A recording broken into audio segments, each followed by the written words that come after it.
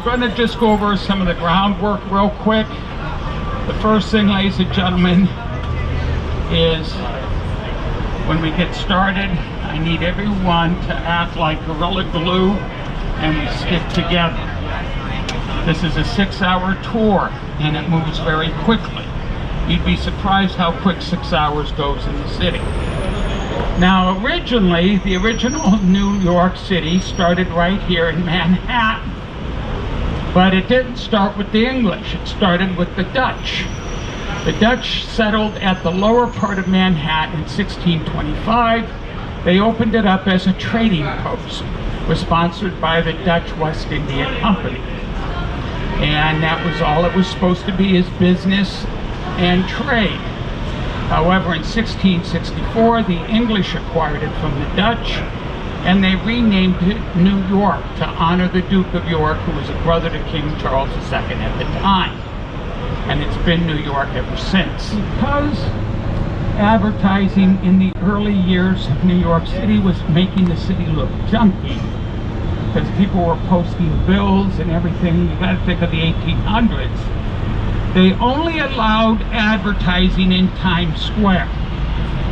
And so this is why a lot of your companies and retailers pay a big price to get their names put into lights on Times Square.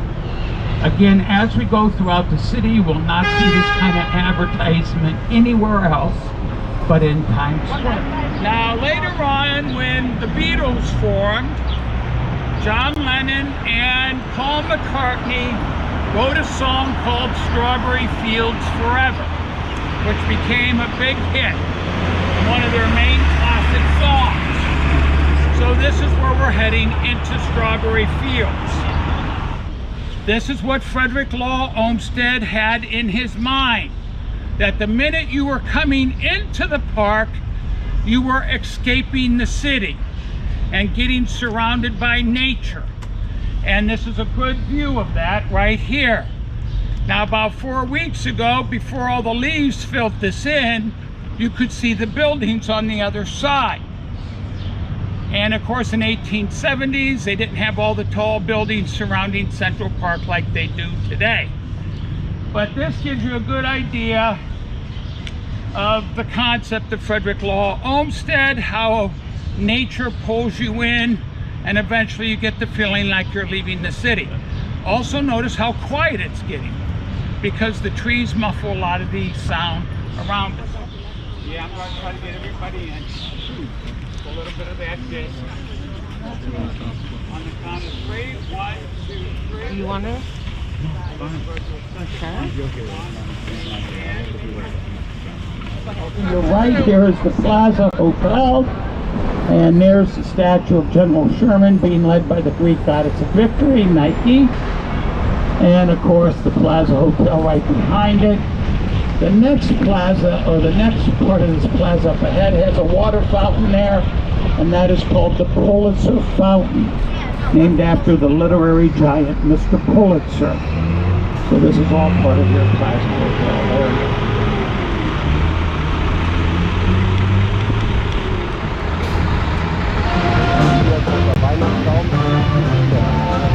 You look to the right, 1 block down is Macy's, Herald Square, and then on the other side of 34th Street is the Empire State Building.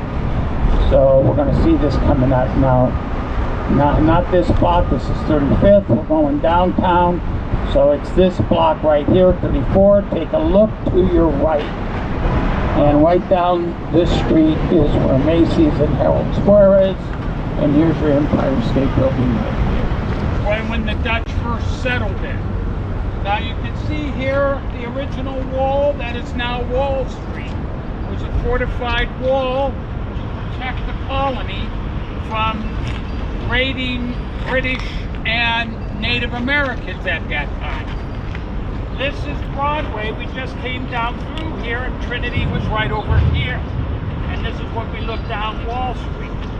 And of course they had a fort here and a windmill. So again, this is the original sculpture of the map of 1625 of New Amsterdam. Staten Island Ferry.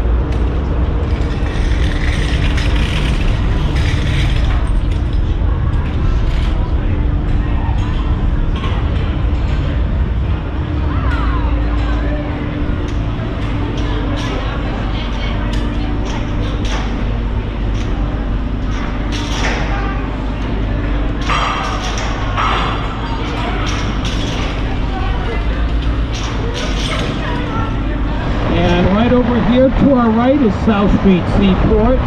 This is our ancient maritime port. This is where all your sail ships came in during your 1600s, all the way up to the mid 1800s. You're going to be looking at a retired ship over here called the Wave Tree. It is a sailboat, but it's a merchant ship, and this was decommissioned back in 1905. So again, it's now part of our South Street Seaport Museum.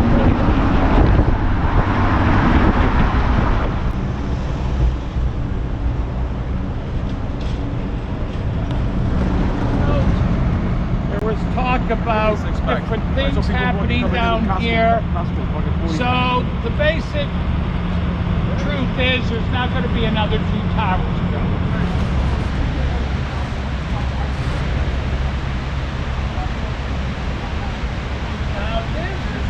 South Tower once again.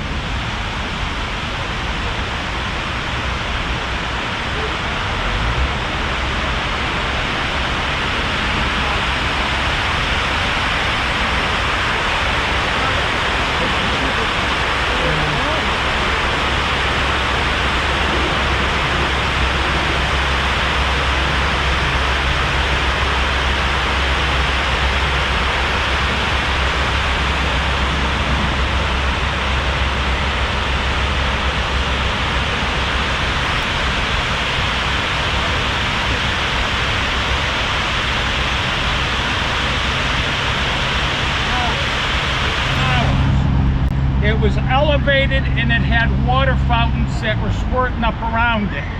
It is called the Peace Sphere, and it is supposed to represent world peace.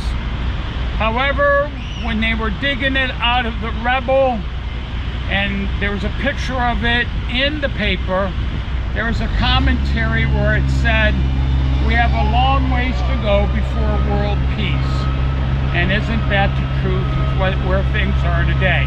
Not just in the Ukraine, but in the United States. Take Texas for an example, folks, and just what occurred in Texas. It's got a long ways to go.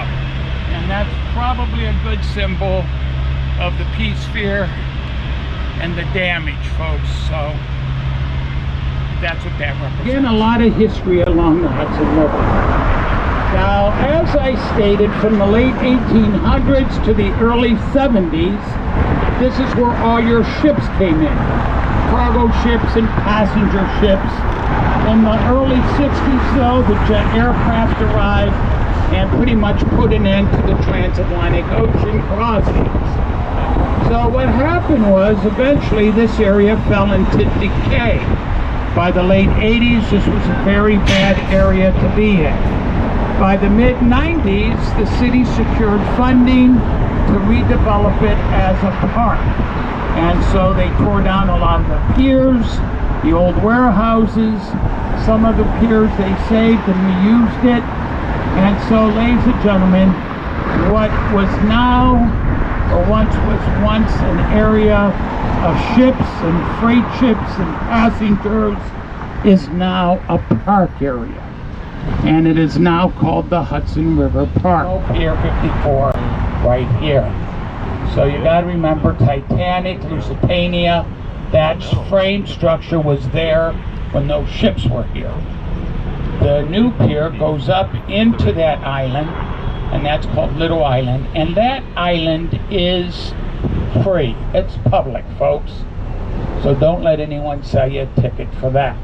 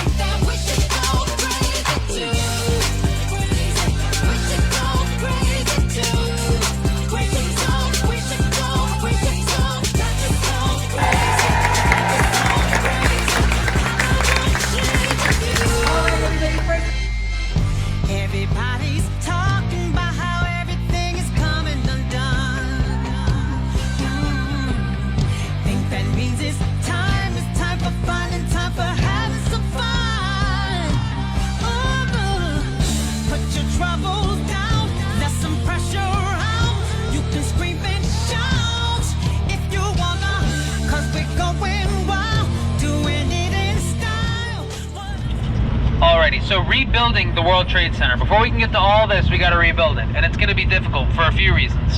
One, it's a lot of money to make buildings we probably don't need. Two, did we not learn our lesson? Why are we going to make another big target just to be hit? But three, and this is really the crux of it, it's sacred ground. This is the site of one of the worst things to ever happen in human history. There were still unidentified remains that get infused into the earth. We know all the victims, but it felt wrong to put any new commercial buildings over the deaths, which is what they declared. No new commercial buildings would be built over the deaths, and anything new would be placed along the perimeter. And where the two twin towers stood, we have the two reflecting pools, which again I will show you towards the end of our day. It is no longer a 7-building complex. No longer 7 buildings. So May 2002, you have an empty crater, and now we start rebuilding. Building number 7 goes up first in 2006, 52 stories tall. It went up so quickly, it went right back up where it stood, because nobody died in building 7, not sacred ground. So it went right back up where it stood. That building, building 7, fell around 5:20 in the evening later that day. 2013, building number 4 goes up 72 stories. Most recently in 2018, building number 3 goes up 80 stories tall. There are plans for buildings 2, 5, and 6. 2 is next. It won't be a twin of the big one. It'll only be about 80 stories, and it's right here. Now, as you can see, we clearly do not have an 80-story construction site over yonder. And the reason is because we have not actually built 2, nor 5, nor 6 yet. They have not been built yet. Why? Well, we don't have for them what's called an anchor tenant. An anchor tenant is a group, company, or person that'll rent out a big chunk of office space in advance prior to making the building. Easy way to lose hundreds of millions of dollars by pumping all this money into a building, and then nobody moves in for work. So we need that assurance ahead of time. But if I'm being honest, folks, unless we make them apartments in some fashion, I don't think we're going to see them in my lifetime or her lifetime. Because the reality is, we don't need them. This is FIDI, Financial District. Wall Street investment bankers were and are down here. Almost, if not all, of the companies that were at the World Trade Center pre-9/11, they didn't come back after. They didn't come back. So who's here now? Now it's all the digital companies. New media, streaming services, app developers, websites. Spotify is down here. They're one of the anchor tenants of Building 4. Spotify is right down here. It's kind of like that Silicon Valley-esque vibe a little bit. Those twin towers, they boasted what was called an open floor plan. The idea was I can walk to this side of my floor, talk to you about your numbers, get on you for your sales, have a boring power lunch with you. We're gonna have a meeting and we're making golf plans for next month, all in the span of my floor. What did you need back then to run a company on Wall Street? Cubicles for all of your employees, filing cabinets, Google that later, filing cabinets for your documents, computers, remember how bulky they were when they first came out with the big modems and monitors? What do you need today to run a company? Yeah, this and a Wi-Fi signal and a laptop or iPad. This could be my whole company right here. So we certainly don't need the space and we don't need the people. Something we're kind of learning with the whole working from home thing in the last 2 years. So especially because of what's gone down, I'm not getting emotional, I have a sneeze coming on. We're not going to see those new buildings. I know I was like choking up, but I think it's gone now. Now it's more about having a living space and a living quarters. To give you an idea, our office is right on the 25th floor of that building right there, up the way. Beautiful view overlooking the park by St. Paul's Chapel. A couch to take private naps on, 2 private bathrooms, multiple restaurant booth-style seatings with charging cables to eat your food while you eat. A kitchen, fully stocked, gets cleaned every hour. I don't have to do a single dish, and I'm not being funny, this is true. There is a free beer tap in our office. We have free beer, which is why this is not clear. You don't know what's inside. So very, very different lifestyle. Not that they didn't have alcohol on Wall Street back in the day, but now it's like sanctioned by the building. So very different. But the one tower that I clearly have left off until right now is the big one behind me. Its cornerstone was placed in 2004 and it was finished 10 years later in 2014, and that is One World Trade Center, aka the Freedom Tower. It is roughly the same height as the Twin Towers. This one's only 104 stories tall, but there's one big change, and I had you look at it.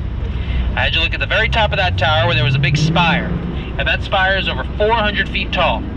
What do you think we use that spire for? What are we using that spire for? What was that? I'm sorry? Like a sensor? Okay. Other guesses? Like a radar thing? Radar, okay. For safety? Radar, right, okay. So I just told you all the tech companies that are down here, right? The technological advancements. So we have sensor, radar, like, right, thank you, all right? You're all paying attention. I appreciate that. You're all dead wrong, but I appreciate it. You're paying attention. No, the purpose is for what I had you do, to look at it. It's aesthetic. Because the only reason we stuck it there is because it brings the total height of the building to 1,776 feet tall. 1776, year of our independence. So it wasn't enough to make a big tower. We had to put a big middle finger on top to let the whole world know we're not going anywhere.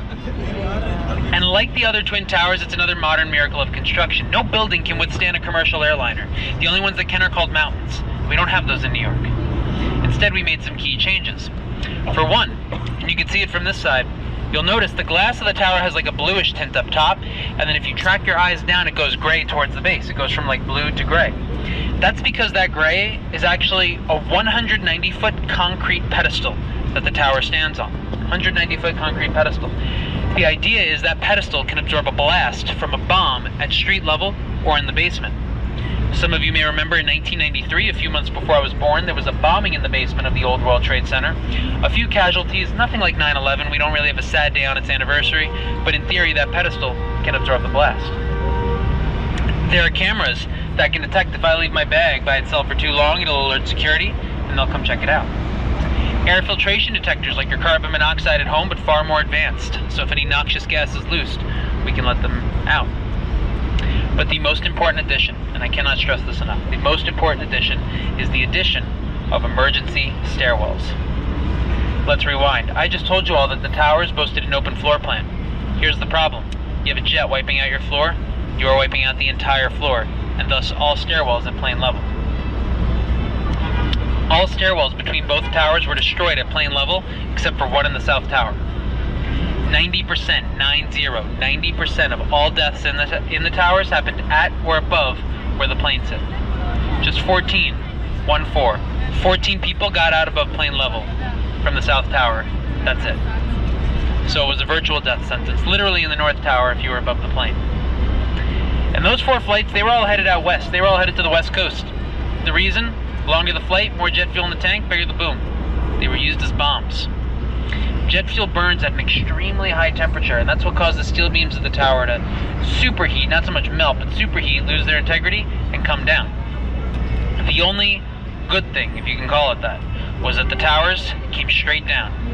They didn't Jenga over like that. Had they fallen like this, that victim count would soar 3, 4, 5,000 people. But they came straight down. Exactly, just straight down. And then that shockwave emitted in a radius. And now I'm going to say something that'll sound a little silly, but helps put things in perspective. 9/11 was an athletic event. Not a competition, but an athletic event. You could all be honest with me. If I asked you all right now, let's run down 60 flights of stairs, how many of you would be game? Getting an aggressive shake here. Okay, one person, one brave soul. But also, you might actually be a good example right now, because the majority of you I'm seeing are in sneakers and jeans for a day of walking in the city. What are you wearing to your Wall Street gig on the nicest day of the year? Yeah, heels, skirts maybe for the ladies, dress shoes, dress suits for the gentlemen. You're taking those heels off. And even going down 40 flights is rough, and you may have a heart condition, a lung condition, a hip condition, and you're stuck shoulder to shoulder, and unbeknownst to you, you're in a race against the clock, because those towers are coming down. And they're going down, who's going up? Firefighters, first responders. And this is why they're heroes. Yes, they dramatically lifted rubble, and they carried people out. They did that, and deserve the praise.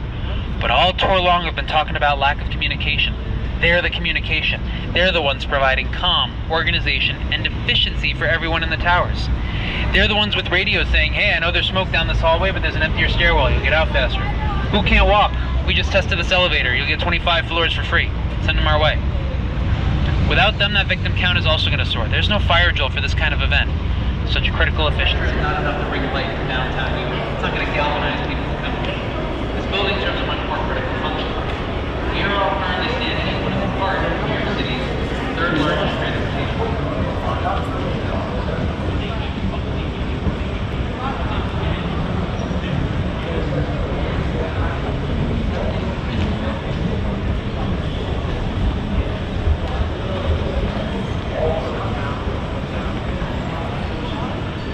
Everyone catch up.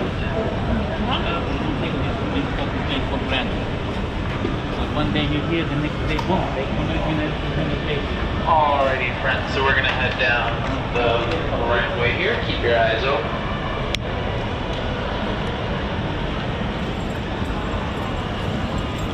Bodies. Might be what it's meant to look like.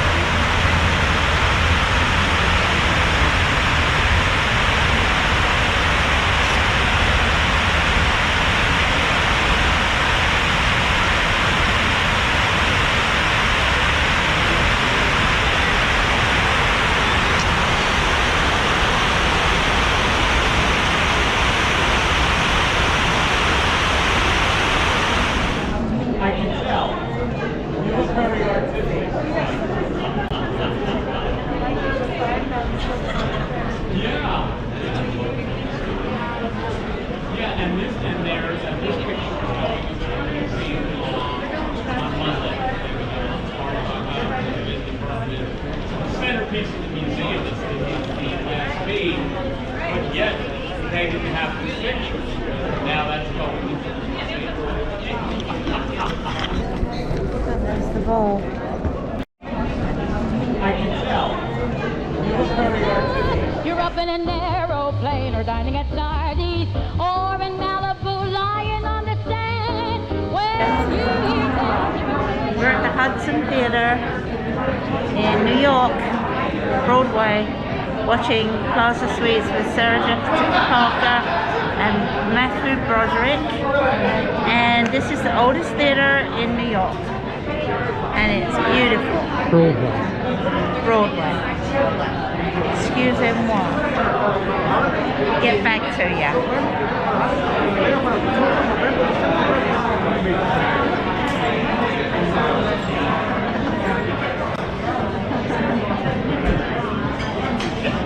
Welcome. Thank you. Discover at the gate, my friend. Invite him in without a second look. You're up in an aeroplane or dining at Sardi's or in Malibu. Tell me. Lying on the sand when where you wanna be, where is. This could be the start of Tell me. something. This could be the heart of something. This could be the start of something big. This aircraft is designed with escape lighting on or near the floor. A sign will indicate you have reached your exit. Seated with your seatbelt fastened, grab the closest mask and pull down. The yellow cuff goes over your nose and mouth like so, and slip the band.